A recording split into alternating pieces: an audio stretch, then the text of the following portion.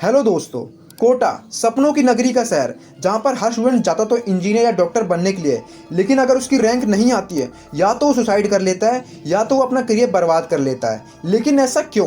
क्या सिर्फ coaching institute ही वहाँ पर मालामाल हो रहे हैं या सच में स्टूडेंट जेईई या नीट के एग्जाम क्रैक करते हैं?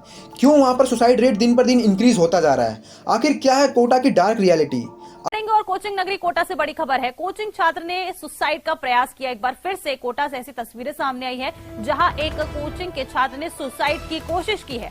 इस छात्र ने हॉस्टल की बालकनी से छलांग लगाई है। अगर आप स्टूडेंट हो और कोटा जाना चाहते हो तो आप इस वीडियो को जरूर देखना। तो आइए दोस्तों, वीडियो करते हैं डायरेक्ट शुरू। Chapter 1, Kota is overrated. Kota बहुत ओवररेटेड है और इसे एक हवा बना रखा है। लेकिन दोस्तों, क्या आप जानते हो इसको इतना ओवररेटेड ना ही किसी इंस्टीट्यूट ने, ना ही किसी स्टूडेंट ने, बल्कि हमारे खुद पेरेंट्स ने बनाया है। क्योंकि पेरेंट्स को ऐसा लगता है कि हमारा बेटा या बेटी एक बार कोटा चले गए तो उनकी लाइफ सेट हो जाएगी। आप इस बात से अंदाजा लगाओ कि कोटा में पासिंग परसेंट 100 में से सिर्फ 1% है। मीन्स अगर कोटा में 100 स्टूडेंट एग्जाम देते हैं तो वहां पर सिर्फ 10 स्टूडेंट ही पास हो सकते हैं, बाकी सभी कोटा से बाहर पास होते हैं, लाइक दिल्ली, बॉम्बे, यूपी, बिहार। अब दोस्तों आप ही बताओ, जहां पर बैच सिस्टम चलता हो, मीन्स अगर आप एबीसी बैच में हो तो आपको ब्रिलियंट और टॉप टीचर पढ़ाएंगे। अगर आप वहीं पर CDE बैच में हो तो आपको बिल्कुल बेकार टीचर पढ़ाएंगे। आप मेहनत करते रहो लेकिन आपका एग्जाम नहीं क्लियर होगा। ऐसी जगह पढ़ाई कैसे हो सकती है? Chapter 2, coaching war. आज कोटा में कोचिंग वॉर चल रही है। पहले कोटा में सिर्फ एक ही इंस्टीट्यूट हुआ करता था, वही बंसल। फिर उसके बाद आया एलन, फिर धीरे धीरे 8 और आ गए। आज कोटा में 10 मेजर कोचिंग इंस्टीट्यूट है, जिसमें से एलन कैरियर इंस्टीट्यूट सबका बाप है। लेकिन दोस्तों, इस चीज़ को हटाने के लिए जो बाकी इंस्टीट्यूट है वो दबा के एडवर्टीजमेंट कर रहे हैं और सभी अपने अपने इंस्टीट्यूट को बड़ा बता रहे हैं और नंबर 1 बता रहे हैं। ये सभी इंस्टीट्यूट इस हद तक गिर गए हैं कि जैसे कोई भी स्टूडेंट कोटा के रेलवे स्टेशन पर उतरता है तो वो देखता है कि रेलवे स्टेशन पर हर जगह किसी न किसी इंस्टीट्यूट के बैनर या फिर एडवर्टीजमेंट चल ही रही है। सबसे इंटरेस्टिंग बात यह है कि वहाँ के इंस्टीट्यूट वालों ने रिक्शा वालों के साथ टाई अप कर रखा है कि अगर वो एक स्टूडेंट को उनके इंस्टीट्यूट पर लाते हैं तो उन्हें 500 मिलेगा। अगर वही स्टूडेंट उनके इंस्टीट्यूट पर एडमिशन ले लेता है तो उन्हें इसका 10 गुना मिलेगा, यानी 5,000 रुपये। ऐसी चीप चीज़ों का यूज़ करके और इन टैक्टिक्स का यूज़ करके वो बच्चों को मैनिपुलेट कर रहे हैं। Chapter 3, teachers war. अगर आपने कोटा फैक्ट्री देखी होगी तो आप जीतू भैया को तो जरूर जानते होंगे। उनके पढ़ाने का अंदाज सभी स्टूडेंट को पसंद आता था, इसलिए सभी स्टूडेंट उनके पढ़ाने के ऊपर बहुत पागल थे। वो जिस भी इंस्टीट्यूट में पढ़ाने जाते वो इंस्टीट्यूट में सभी बच्चे एडमिशन ले लेते। ठीक उसी तरह वो इंस्टीट्यूट अपने नाम की वजह से नहीं बल्कि जीतू भैया के पढ़ाने की वजह से चल रहा था।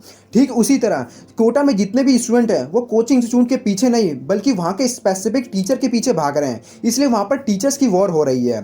टीचर्स वहाँ पर सबसे बड़ा ब्रांड है, इसलिए वहाँ पर जितने भी बड़े बड़े इंस्टीट्यूट हैं वो सभी ब्रिलियंट टीचर को खरीद ले रहे हैं, क्योंकि उन्हें पता है अगर टीचर उनके इंस्टीट्यूट में पढ़ाएगा तो बच्चे भी ऑटोमेटिकली उनके पास आएंगे। चैप्टर 4, माहौल यानी environment. Most of the student ये सोचते हैं कि कोटा में बिल्कुल स्टडी का माहौल होता है, वहाँ पर जो भी स्टूडेंट जाते होंगे वो कंसंट्रेशन से स्टडी करते होंगे और वहाँ पर बिल्कुल अच्छा माहौल होता होगा। लेकिन दोस्तों ऐसा बिल्कुल नहीं है।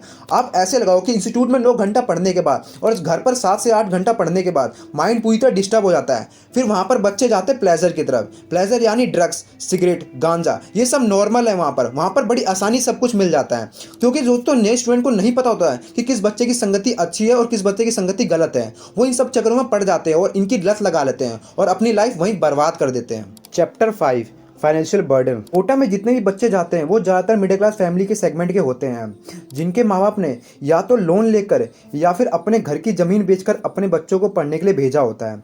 कोटा में 1 साल की फ़ीस करीब 1.5 से 2 लाख है और ये तो खाली फ़ीस है वहाँ की। वहाँ का रहने का, खाने का, पीने का, ये सब खर्चा तो सब कुछ अलग है।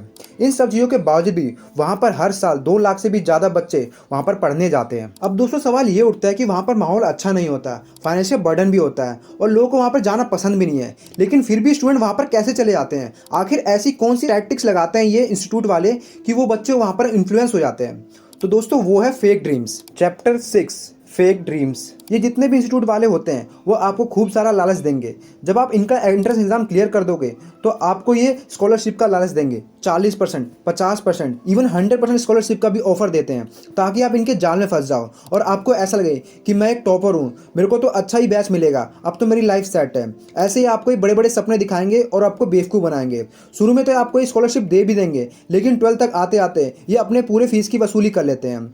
आपको पता ही है कि स्कॉलरशिप इस पर डिपेंड होती है कि हमारे मार्क्स कैसे कैसे आते हैं। हमारे मार्क्स अगर अच्छे आएंगे तो हमें स्कॉलरशिप मिलेगी, लेकिन डेफिनेटली 12 तक आते आते हमारे मार्क्स डिक्रीज हो जाते हैं। ऐसे ये करते हैं अपनी बिजनेस स्टडीज़, और ऐसे ही हमें बेवकूफ़ बनाते हैं, और एंड तक आप देख लेना ये अपने पूरे पैसे की वसूली कर लेते हैं। दोस्तों अब आते हैं कोटा की सबसे खतरनाक और दर्दनाक डार्क रियलिटी, जिसे कोई भी नहीं सुनना चाहता। Chapter 7 suicide. दिसंबर 2022 अनिकेत 16 साल का स्टूडेंट जो कि यूपी का रहने वाला था, उसने कोटा के हॉस्टल रूम में अपने ही सीलिंग फैन को ऊपर लटक कर सुसाइड कर लिया। उसी रात को 3 और बच्चों ने सुसाइड कर लिया। उज्जवल कुमार जो कि 18 साल का बिहार का रहने वाला था, अंकुश जो कि 16 साल का स्टूडेंट जो कि बिहार का रहने वाला था, प्रणव 17 साल का स्टूडेंट जो कि एमपी का रहने वाला था। इन 4 बच्चों की मौत का कारण सिर्फ एक ही है, वो है एंट्रेंस एग्जाम, जो कि वो कोटा में रहकर क्लियर नहीं कर पाए। यही नहीं, उसी साल को 15 और बच्चों ने सुसाइड कर लिया था। रीजन एंट्रेंस एग्जाम, जो कि वो क्लियर नहीं कर पाए। Chapter 8 conclusion. क्या आपको कोटा जाना चाहिए? अगर दोस्तों मैं बोलूं तो अगर आप फुली डेडिकेटेड हो पढ़ाई के लिए, आपको पढ़ाई पसंद है, आपको पढ़ाई पढ़ने में अच्छा लगता है, आपको जितना काम मिलता है अगर आप उस काम को कर लेते हो, और तो और अगर आप में क्षमता है कि मैं 12 से 14 घंटे पढ़ सकता हूं, और तो और आप किसी से मतलब नहीं रखते हो, इंस्टीट्यूट से घर, घर से इंस्टीट्यूट वाले माइंडसेट वाले बंदे हो, तो आपको ज़रूर जाना चाहिए। नहीं तो दोस्तों आपको नहीं जाना चाहिए, क्योंकि दोस्तों ज़रूरी नहीं है कि आप IIT JEE करें, इसके अलावा भी और भी करियर ऑप्शन है, उसमें भी आप अपना करियर बना सकते हो। तो वेल दोस्तों आज के लिए था इतना ही। ये थी आज की कोटा की सबसे बड़ी डार्क रियलिटी। तो दोस्तों कमेंट बताना आपको कैसा लगा।